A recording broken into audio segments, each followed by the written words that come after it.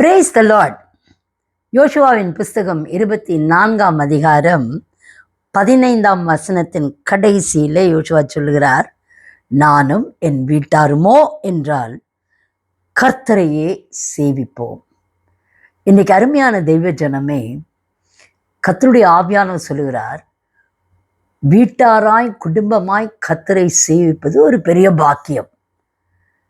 என்றைக்கும் ஒருவேளை குடும்பத்திலே தகப்பன் வெளிநாட்டிலே இருக்கலாம், தாயங்க இருக்கலாம், பிள்ளைகள் வெளியிலே படித்து கொண்டு இருக்கலாம்.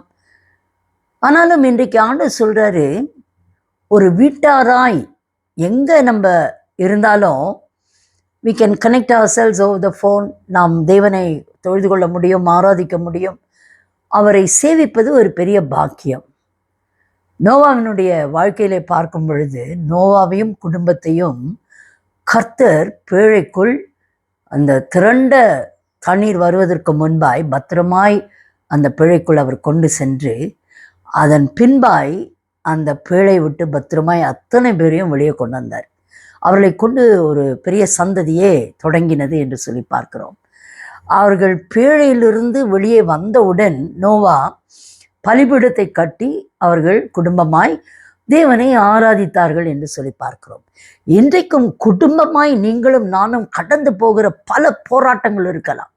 வியாதி, கடன், தொல்லை, பிரிவினை, கஷ்டம், நஷ்டம், பலவிதமான மிரட்டல்கள் எல்லாம் இருக்கும். ஆனாலும் தண்ணீர்களைப் போல காணப்படுகிற இந்த காரியத்தை எல்லாம் தாண்டி தேவனை ஆராதிக்கும்படிக்காய் கர்த்தர் நமக்கு வீட்டாராய் அவர் உதவி செய்ய போகிறார். நீங்களும் நானும் நம் வீட்டாரும் கர்த்தரையே சேவிப்போம். அது ஒரு பெரிய பாக்கியம், பெரிய ஆசீர்வாதம் என்று கர்த்தர் சொல்கிறார். May God bless you with this prophetic word today. God bless you.